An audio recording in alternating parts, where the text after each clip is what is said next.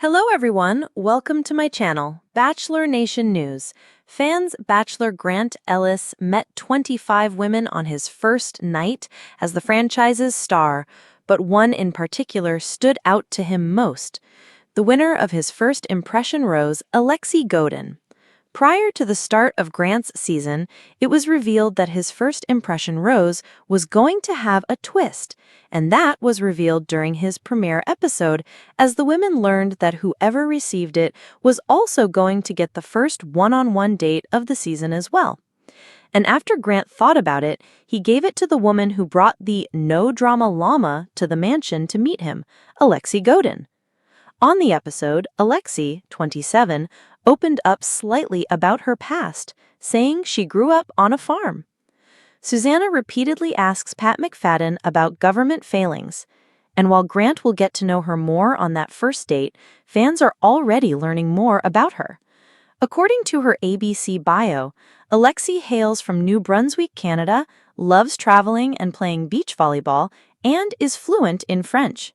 She is also addicted to cooking competition shows, loves ketchup chips, and doesn't do karaoke.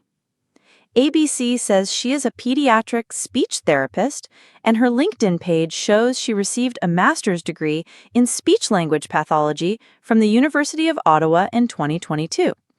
Past jobs before her current one saw her working at various speech therapy clinics in Ottawa. On TikTok, she has also been very open about her mental health, revealing she has struggled with anxiety, OCD, and ADHD. You agree you are 18 or over. We use your sign-up to provide content in ways you've consented to and improve our understanding of you. This may include adverts from us and third parties based on our knowledge of you. Unsubscribe at any time. More info. As for her activities, her Instagram page shows she truly does have a love of travel, as she often posts photos from her various adventures. 2024 alone saw her showcase travels to several different areas, including San Francisco, San Diego, and Lebec, California, as well as Miami Beach, Florida, and Maine.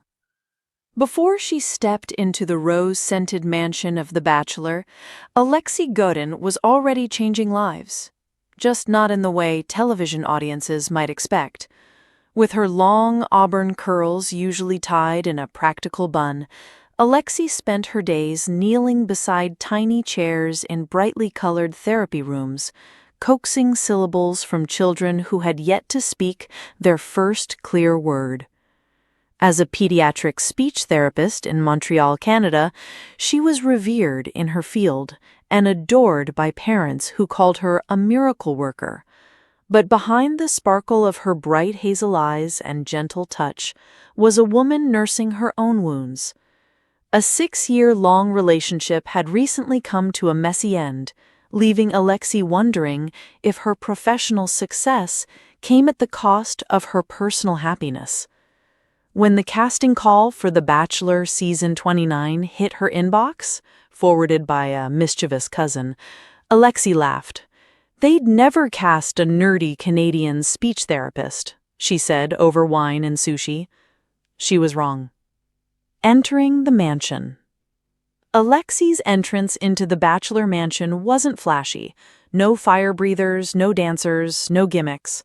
Just her, wearing a soft blush gown that complemented her ivory skin, stepping out of the limo with one hand nervously brushing her hip. She took a breath, walked forward, and smiled. "Hi, I'm Alexe. I help kids find their voice. I hope to find mine with you." Grant Ellis, the 32-year-old former NFL tight end turned philanthropist, smiled wider than he had all night. "Helping kids talk?" he repeated, intrigued. "That's incredible." It was subtle, but every woman watching from the windows inside felt it. A spark. The quiet storm.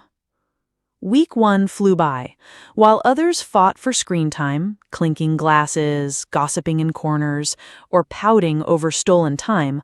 Alexe remained a calming presence. She often stayed near the edges of the chaos, offering quiet support to the women who needed it. In confessionals, producers labeled her the quiet storm. "She's not loud," one producer noted, but she leaves an impression. By the second group date, Alexe had built a steady connection with Grant. During a messy group obstacle course, she cheered him on, but when he pulled her aside afterward, their conversation didn't center on roses or sparks. It was about service. "My brother's autistic," Grant confessed quietly. "Speech therapy changed everything for us." Alexe's hand instinctively reached out. "Then you already know how powerful words can be." He nodded. "Especially when they're honest." The first one-on-one. The date card read, "Let's build something together, Alexe." Grant. Their one-on-one date took them to a non-profit building project in downtown LA, where they helped renovate a new community therapy center for underprivileged children. Alexe didn't need to fake enthusiasm. This was her world. She lit up.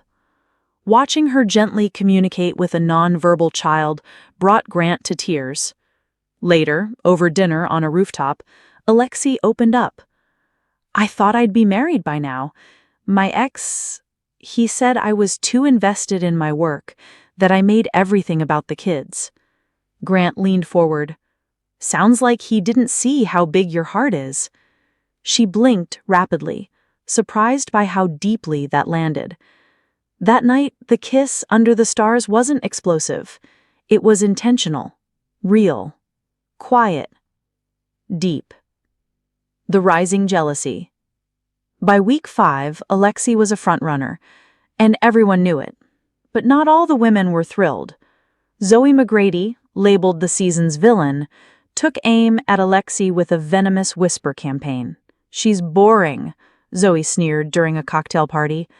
"Grant needs passion, not a mother figure." Alexe, ever composed, avoided confrontation. But the producers saw the opportunity and stirred the pot. Alexe was placed on a 2-on-1 date with Zoe. The setting? A silent meditation retreat. Zoe nearly combusted. Midway through, she broke the silence, accusing Alexe of manipulating Grant with her sweet girl act. Alexe looked her in the eye. "Kindness isn't weakness, and I don't have to raise my voice to be heard." Grant sent Zoe home that night. Twitter exploded. Hashtag Team Alexe trended for 2 days. Hometown heartstrings. Hometown week was emotional. Grant arrived in snowy Montreal, where Alexe introduced him to her 2 worlds, her loving French-Canadian family and the therapy center where she volunteered.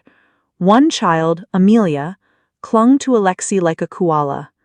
She didn't speak at all before Alexe. She whispered, her eyes glassy. Now she sings.